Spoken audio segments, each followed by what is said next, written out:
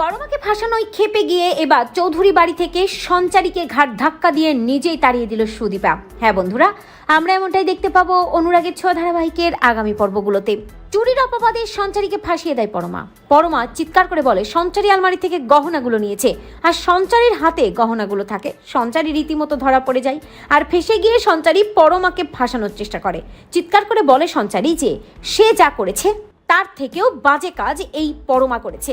পরমা এই পরিবারের নাম সম্মান সবকিছু নষ্ট করে দিয়েছে। পরমার দিকে দোষের আঙুল তোলাই গায়ত্রী চৌধুরী সঞ্চারীর কাছে জানতে চাই কি করেছে আমার বড় বৌমা। হ্যাঁ, আমার বড় বৌমা ভালো পরিবারের মেয়ে, আমার বড় বৌমা খুব ভালো মেয়ে, সে কোনো বাজে কাজ করতে পারে না। সঞ্চারী চিৎকার করে বলে হ্যাঁ করেছে। এই পরমা প্রতিদিন রাতে আদিত্যর সাথে ফষ্টি নষ্টি করার জন্য আদিত্যর ঘরে যায়। আমার কাছে তার যথেষ্ট প্রমাণ আছে। সঞ্চারীর কথায় প্রচন্ড ক্ষেপে যায় গায়ত্রী চৌধুরী। ঠিক তখনই বাড়ির মধ্যে ঢুকে আছে সুদীপা। চিৎকার করে বলে সঞ্চারী, তোমার এত বড় সাহস, তুমি পরমার নামে এইভাবে বাজে কথা বলছো।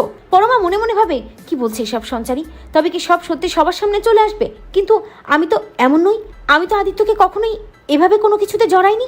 কিন্তু সঞ্চারী সব কিছু বললে আমি তো আর কখনোই বাড়িতে থাকতে পারবো না, আমাকে তো মা এ বাড়ি থেকে তাড়িয়ে দেবে। পরমার মনের অনুভূতি বুঝতে পারে সুদীপা ভাবতে থাকে যে না পরমা, তুমি এমন মেয়ে নও, তুমি এমন খারাপ কাজ কখনোই করনি, আমি সেটা খুব ভালো করে জানি। আমি থাকতে তোমার অধিকার এই বাড়ি থেকে কোনোভাবেই কেউ ছিনিয়ে নিতে পারবে না। আর তাছাড়া আমি দাদাভাইয়ের সম্মান নষ্ট করতে দেব না। অভ্র আমার দাদাভাই, আমি তাকে দাদাভাই বলে ডেকেছি, তাই আমার দাদাভাইয়ের জন্য আমাকে সব কিছু করতে হবে। এই বলেই এগিয়ে গিয়ে সুদীপা সঞ্চারীকে বলে খবরদার সঞ্চারী, তুমি তোমার লিমিট ক্রস করবে না, তাহলে কিন্তু আমার থেকে খারাপ আর কেউ হবে না। সঞ্চারী সুদীপাকে বলে তুমি আমাকে ভয় দেখাচ্ছ, তুমি কোন অধিকারে আমার দিকে আঙুল তুলে কথা বলছো? তোমাকে তো এই বাড়িতে কেউ মানেই না। সুদীপা সঞ্চারীকে বলে কেউ মানুক বা না মানুক, আমি এ বাড়ির বউ, আর সেই অধিকারে আমি চুরি করার জন্য তোমাকে ঘাট ধাক্কা দিয়ে এক্ষুনি এই বাড়ি থেকে তাড়িয়ে দিতে পারি। আমার সাথে চ্যালেঞ্জ করবে না।